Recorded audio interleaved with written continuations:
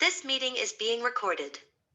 All right, so we are recording Okay. again. My name's Luke Angstedt. I'm the author of the book, The Musings of De La Pew. It's a 20-year investigation into the study of the nature of reality, the nature of the universe, God, human beings, and the relationship between all of them. This is my podcast, and today I have a very special guest here. His name is Victor Woods. He is the author of the book, Breed Apart. He has been featured on The O'Reilly Factor on Fox News with Bill O'Reilly. He has been on CNN with Don Lemon. He is also an electrifying public speaker. He has spoken to packed stadiums for several decades here. And without any further ado, I want Victor Woods to introduce himself to our audience. And again, I want to thank you, Victor, for coming on today. Well, thank you for having me. And yes, my name is Victor Woods. I am the author of the book of Breed Apart, and I am delighted to be on the show. I had an opportunity to meet Luke, and your book is fascinating. I began the read. It's a journey like War and Peace. You got to sit down and read it, but it's brilliant and thought-provoking and interesting. By way of background, got into some trouble in my life. I actually had to do some time in prison, $40 million credit card conspiracy with the federal government, and was arrested by the Secret Service. But I've been out for 25 years and been speaking everywhere from the Houston Astrodome to working with police officers, schools, colleges, Fordham University in New York. Spoke to all the superintendents in the state of New York. So just, spreading a message of hope. It's not where you start, it's where you finish. Your life can be a prison if you're in a bad marriage, or you've got a disease, or you've got things going on in your life, or you have a job that you don't want and is taking away from you. So there's a lot of different kinds of prisons, not just the prisons that lock us up physically, but mentally, and challenges. And so that has been my message. I'm published with Simon & Schuster, and actually my book and the rights to A Breed Apart have been purchased by Kevin Hart and Heartbeat Productions in Hollywood, California. And I'm meeting with screenwriters next week to begin the process of adapting my book into a movie. I'm excited about that. But it is an opportunity, Luke, to see it's not where you start, it's where you finish. Nobody gets here alone. So, people have helped me and guided me and shared things with me and been encouraging to me. Not everybody, but that's life. But there's a lot of folks who have been encouraging to me, which has allowed me to be able to matriculate through life and make positive changes and help people. But I am excited to be on your show. I found the subject matter to be fascinating. I think that many of the ills that we have in society today around the world, your book speaks to some uncomfortable truths, some common sense that is not common sense anymore, thought-provoking, and there is a space and a need for because there's a space for almost everything out here now, even if it's buffoonery, there's just a space for everything. You think that, oh my God, my father said that to me the other day. He's like, he's looking at a movie that was being advertised, and he said, look at that. He said, that's ridiculous. Why would anybody want to watch that? I said, well, Dad, trust me. That's the whole point, right? That's the whole point. Yeah. But in your particular case, I really felt once we had a chance to sit down and you unpacked some questions and let me know, because I didn't even know you were an author at the time, and you had introduced that to me. I was just moved by the diligence and the hard work. It took you 21 years or 20 years to do something. And it's taken me 25 years to get into the space I am now and getting my book turned into a movie. So I think there should be our picture should be in the dictionary under resiliency. Yeah, never quit, persevere. You're resilient. Never quit. Both of us. Both of those. Yeah. I agree. Both of us. I agree entirely. We're the same. I agree entirely. Yeah.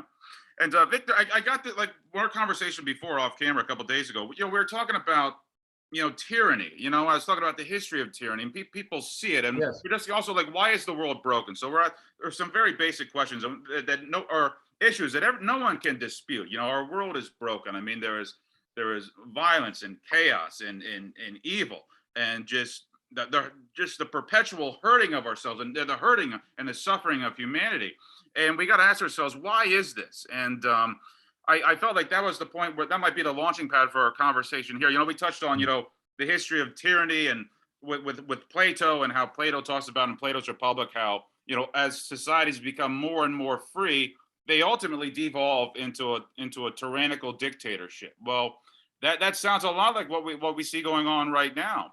And so I guess we're having more of an in-depth historical talk here, but I figured, like, for the purposes of the podcast here, I got the sense that you wanted to talk about, why is the world broken? We can all see that the world is broken, but it's a very uncomfortable conversation that a lot of people are unwilling to have, or they talk about it, but they really don't want to dig too deep into why is the world broken. No, they don't. Yeah. And we will pontificate, romanticize, and philosophize every single thing that's going on in America and around the world today. But we don't want to really peel back the onion and get into the crux of why it's happening and look historically of how things have happened before. Because if we want our history becomes a good precursor for our present state of being and our future. But folks don't want to do that. As a matter of fact, you can turn on most of your major news stations, and this conversation isn't even beginning to be had. And as you talk about tyranny, look, I was following Donald Trump and reading his books 20 years ago, The Art of the Deal, The Art of the Comeback. As a businessman, as a person, I really just didn't have a problem with him at all. I used a lot of the things he said in some of my speaking engagements. So, I don't want to come across one way or another. I like to give every president a chance. And I think, there's some great things that he did. There's some things he did for the economy that were good.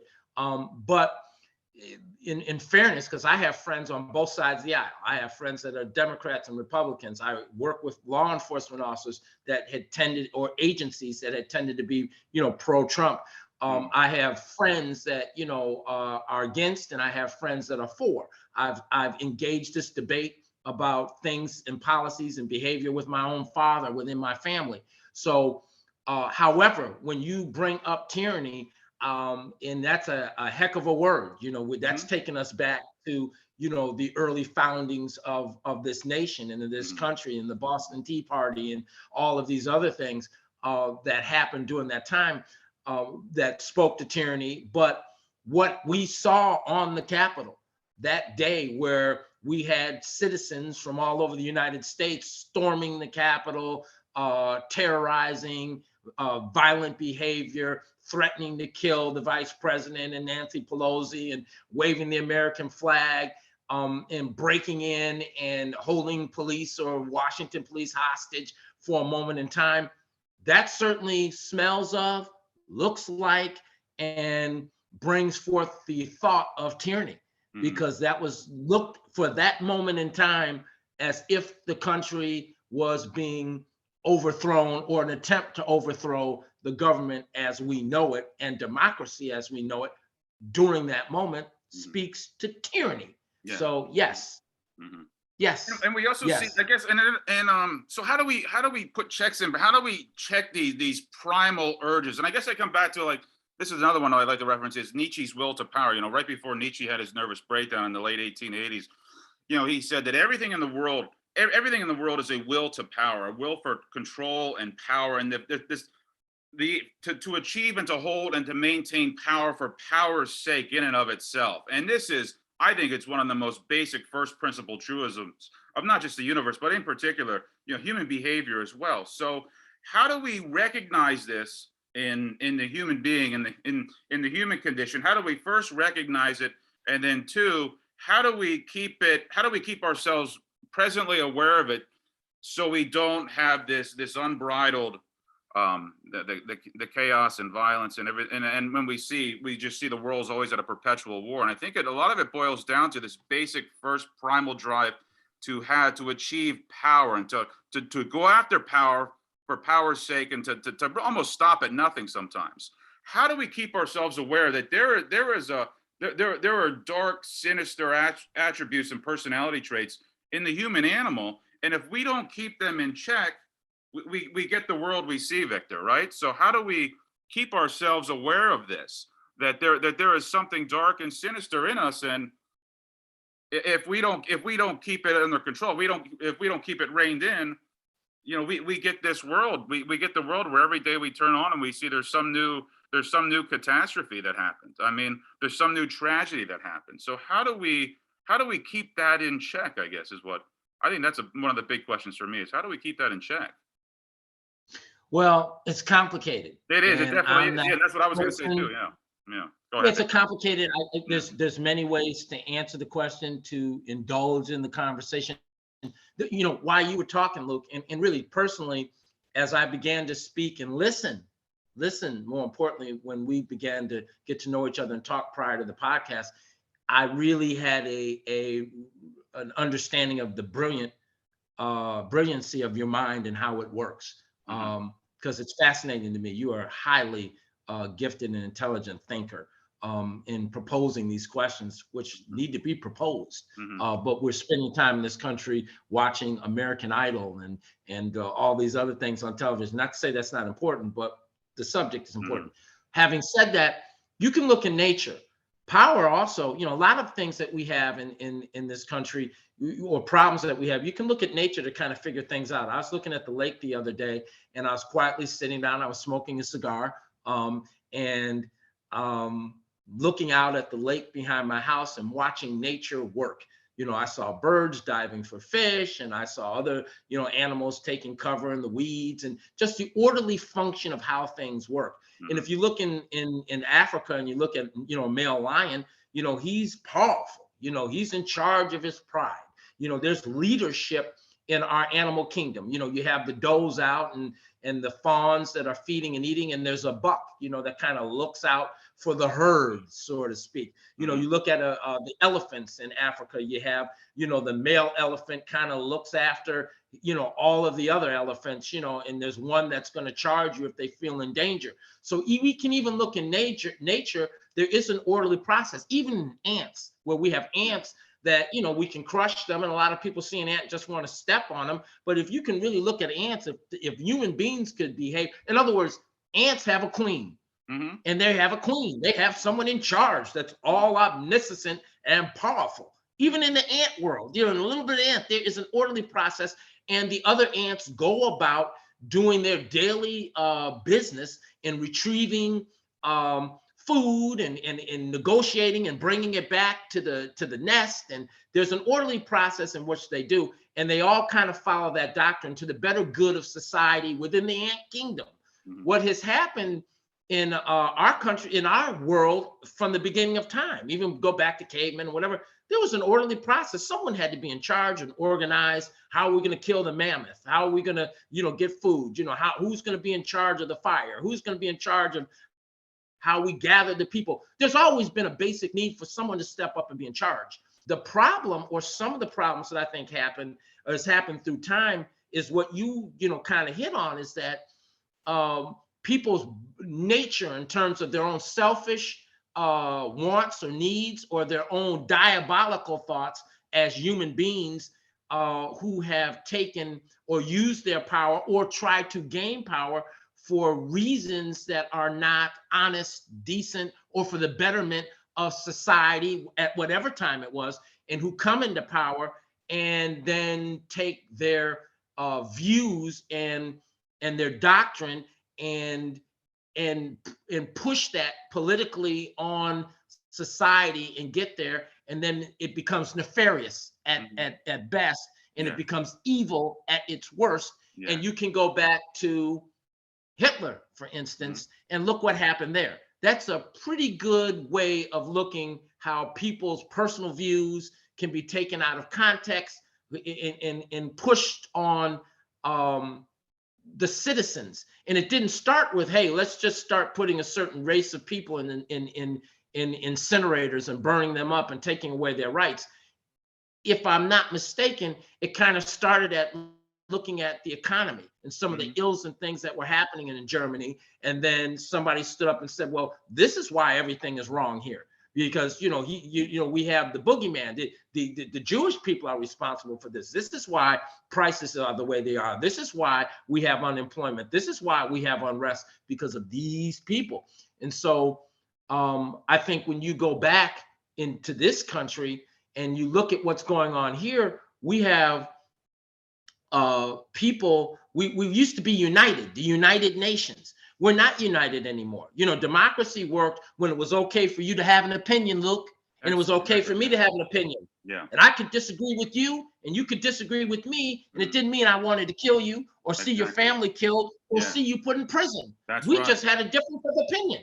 There was a time in the country. Yeah, you've absolutely hit it on. We could argue. I mean, remember in the 70s, you know, you liked Nixon or you didn't. You liked President Ford or Jimmy Carter or you didn't. And nobody wanted to kill their neighbor over it. We went to the voting booth and we voted it democratically.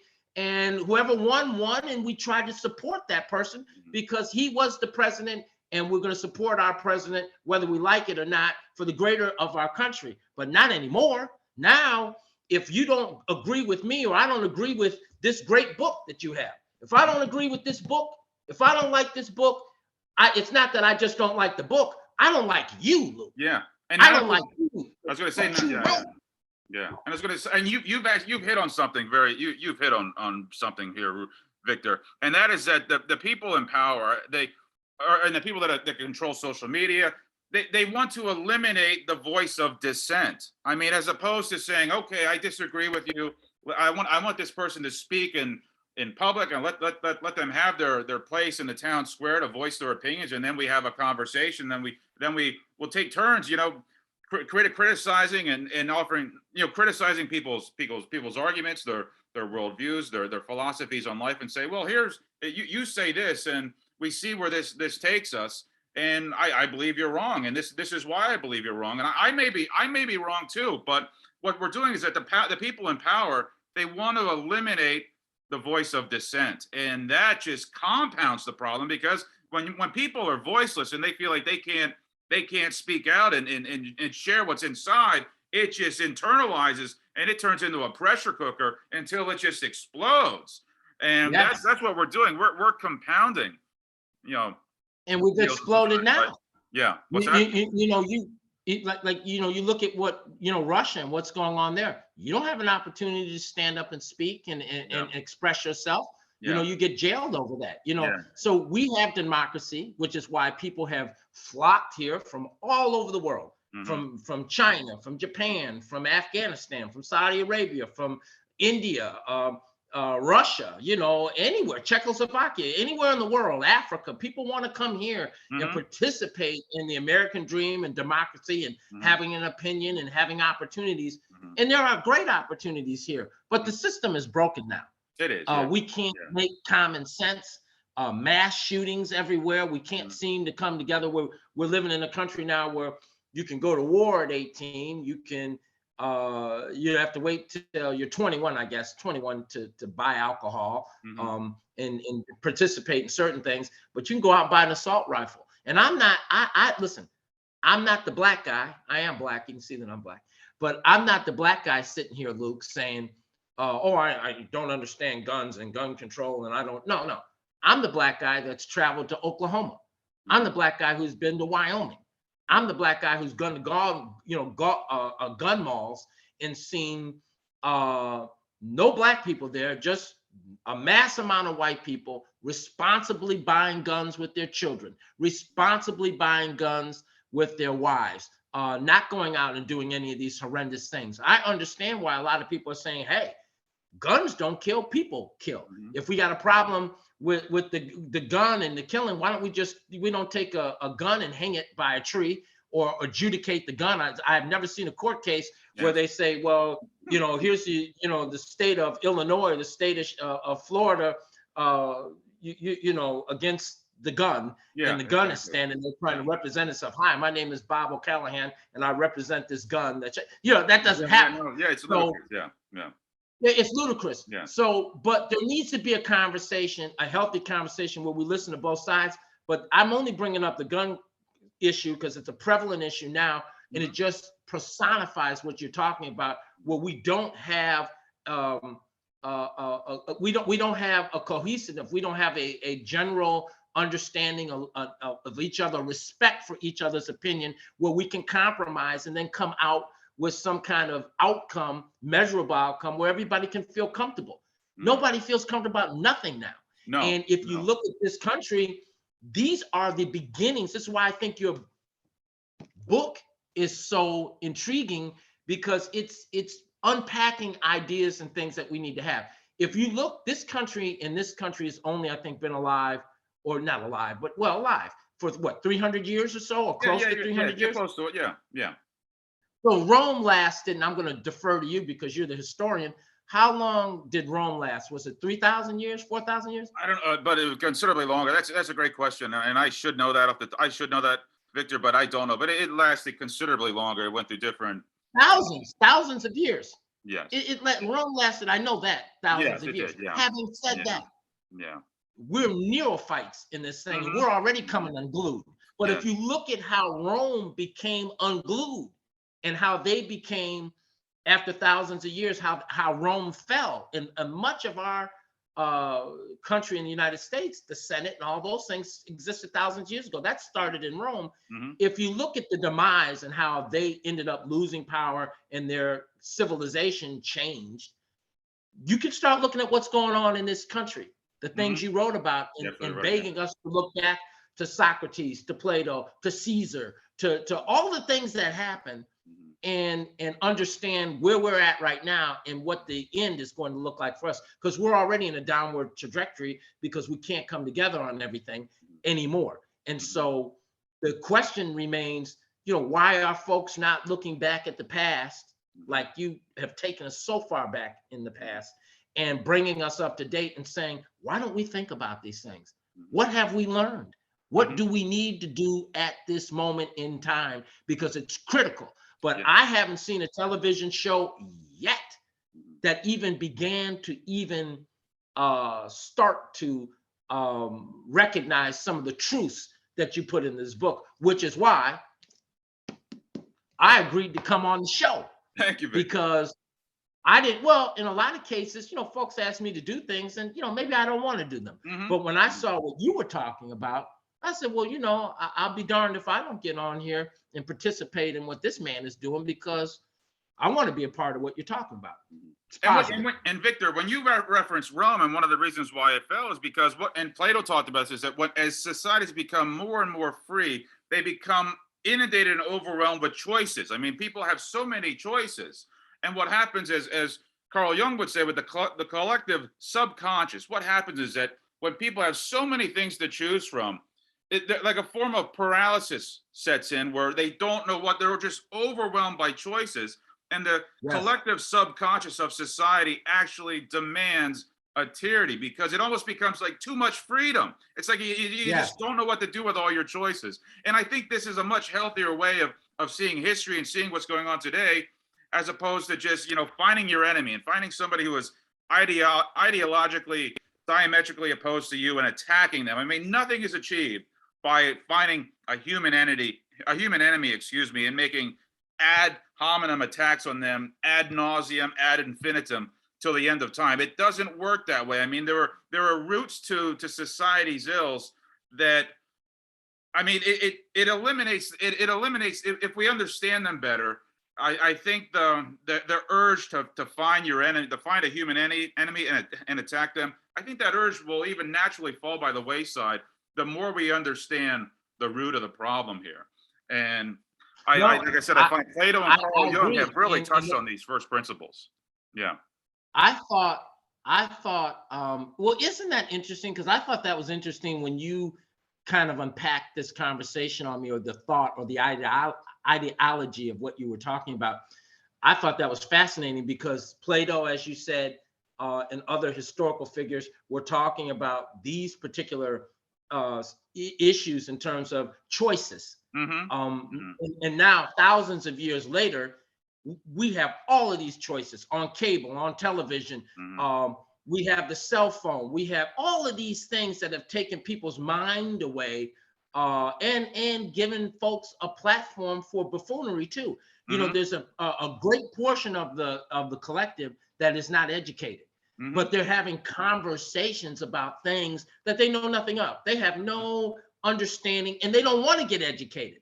But we now have platforms that are for the uneducated, who don't really know. So now we have a constituency of people out here who don't know, and we have programming set up through radio, through TV, through cable, through internet to support the fact that they don't know, to make them think that they're okay in the space of not knowing.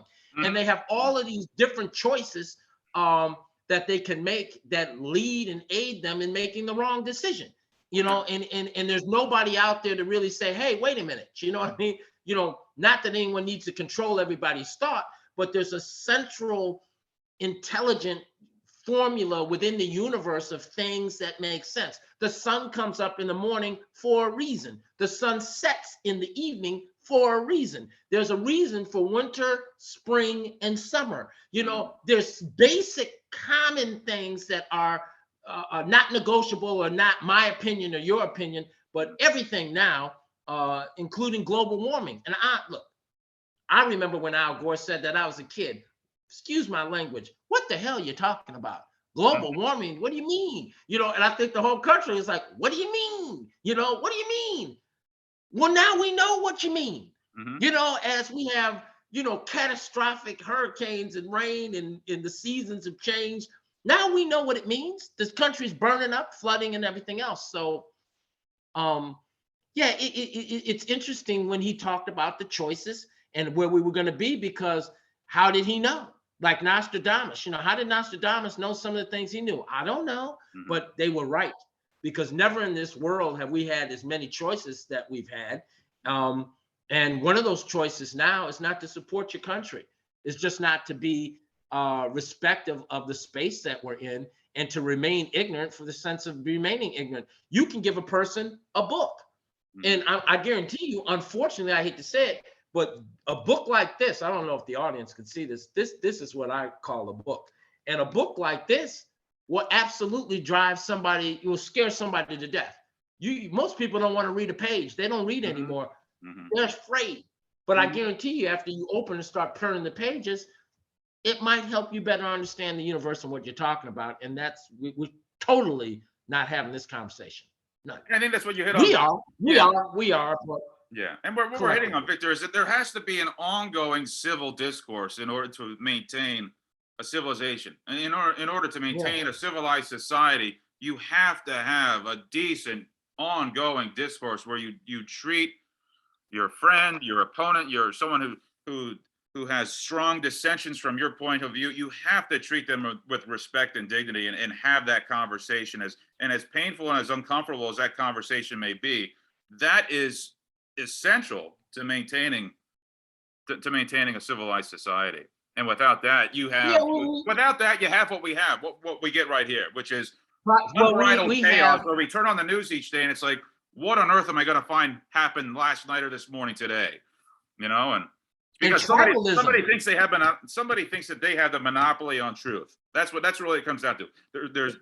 One faction who's in power thinks that they have the monopoly on truth, and they're so convinced and secure in their monopoly of truth that they want to eliminate dissenting voices. Well, if you are secure and confident in your point of view, you would want to hear dissenting voices so you could hold them up to scrutiny and pick them apart and show them where your opponent is wrong. But if you're insecure, or if you have deceptive, sinister motives to what you're doing, well, then you don't want to have any dissent, because you're afraid that someone else is going to point out the foibles of your ideology or your worldview. And I think that's what we see going on today, Victor. Yeah, there's just not, it can't be, you're okay. Yeah. I'm okay. And then you don't necessarily, I was drinking grapefruit juice, maybe more information than people need, but I don't want you to think I'm drinking a cocktail. Maybe I need to say that. It's early in the morning for that. So it was grapefruit juice. But, you don't like grapefruit juice, Luke. Okay, that doesn't mean that you're not okay. And it doesn't mean I'm a bad person because I like it. And so that entire that's just basic, but that basic understanding or thought is not prevalent anymore. Yeah. You don't like what I like, you're not okay. And I'm willing to do some criminal things if I don't like what you're doing. And so that's a dangerous place to be, but that's where we are. It is. Yeah. And so I look at it like I like history too, not to the extent where I'm as well read and involved. I understand understand it, and I like to read, and I like to watch movies, historical things, to be enlightened. I don't have the depth that you have, but I have always, as in the last 10 years, have really been looking at what's been unfolding in the United States and understanding that we're in our fall. I think 100 years from now, if we even last that long, or 200 years from now, or whenever it may be, I think historians will look back in retrospect and say, hey, you know what? As we look back in retrospect at what Plato said, or Nietzsche, or any of these other people, are going to look back in the 2022 and see what happened at the White House and what precluded that, and what preceded that, as writing about it and saying this was the beginning of the fall of the United States of America. I think people at some point, historians, will look back historically at this time we're in right now, and this will be a profound proclamation of why, or an examples of how America felt. I believe that. I believe we're in that. But we can still right the ship, right? I mean, there's sometimes with this. I mean, the night is always darkest before the dawn, too. So perhaps we're also. I mean, let's hope that we're approaching our darkest moments as a nation and as a people, and even as a global population, and that we are going to somehow come out of this. Somehow we are going to find a way, because life finds a way too. I mean, there's another thing about life, and we talked at the beginning of the show where you did, how there should be a picture of Victor and Luke Angstead under resilience and perseverance. I mean, life itself also finds a way. So I mean, there are, and we see this in nature as well. To your earlier point. So I'm optimistic with it too. I mean, as chaotic and as psychologically painful as what we're all experiencing right now is, I also see the cyclical nature of life, and I keep saying to myself, how low do we have to go before the sun rises again? Because I know the sun is going to rise, Victor, and I think it's a question of what can we each do on a personal level to bring about that sunrise again. I think you're right on to say that. Yeah. Because you don't want to be the host and the author of your profound book and sitting on your show saying, we're doomed. You remember the little and you know what, Victor? You know what, Victor? I honestly don't think. Yeah. But Victor, you know what? I honestly don't think we have to be doomed. I believe that. I know it in my heart of hearts. I mean, we are walking a razor's edge where, I mean, we don't know where it's going to go. But in my heart of hearts, I know that that's not an immutable law of the universe. I mean, we don't have to be doomed. I know that. I just know we don't. No, I agree, and I'm with you on that. We have high hopes, and we hope that this rights itself, and you're looking to the better nature of mankind, and believing that, hey, we're gonna figure this out. I loved how you kind of capitalized that thought and saying, hey, the sun is all. How did you say it? It's always in it? It's always darkest. The night is always darkest before the dawn. Right? Yeah. So and that dawn is coming. I know it is, and it's just by studying the cycles of the universe. So the life cycles, the seasonal cycles, the yearly cycles. Yes. I mean, we see it. Yeah. So the dawn, there's a dawn coming. Yeah. It's just a question of how quickly does it have to get, I guess. Oh, go ahead, Victor. No, I'm hopeful. I think most of us as human beings are hopeful. Yeah. Now, you asked another, quintessential question. You said, well, what can we do? Yes. And sometimes a problem can loom so large that, we just point at it and talk about it one way or another, negative or positive or in between, but we just kind of talk about the problem, but we don't know what to do. Yeah. Each individual, in my opinion, when you say my opinion, you can get away with almost anything, So in my opinion, I just want to say we're at like 1 minute and a half here. So this would be a great way to wrap up this episode and perhaps even extend the conversation on another show. So I just wanted to. Oh, we're done? I thought we were doing 3 hours today. I was having a ball. We're done. No, I'm just kidding. I'm just kidding. No, this is what I think. I think that we personify that energy between me and you. I met you, you met me. We were able to sit down and talk, share views, find commonality, because we're all human beings. So that's our common thread right there. And to be able to, each one of us, do something within our framework, within the balance of what we can do to do something to make things better. So perhaps listening or talking or helping sharing whatever talent you have or something in society that's positive that pulls us together instead of Pulling us apart. pulling us apart. Yeah. Simple things, just like me and you Absolutely. coming on having to, or put it this way, you have a podcast. Victor, You I'm felt afraid the we're going need. to get cut off. Victor, I'm afraid we're at less than a minute All here. right, well, no, when we So say we're good. we're going to continue this later. I think this was I thoroughly enjoyed this. So I hope we continue. I did too. All right. Hey, Victor, I problem. appreciate it. Thanks And for we're going having to me. take, what's that? Oh, No, thanks for having me. Oh, And I thank can be you. reached on victorwoods.com. You can find me. The name of my book is A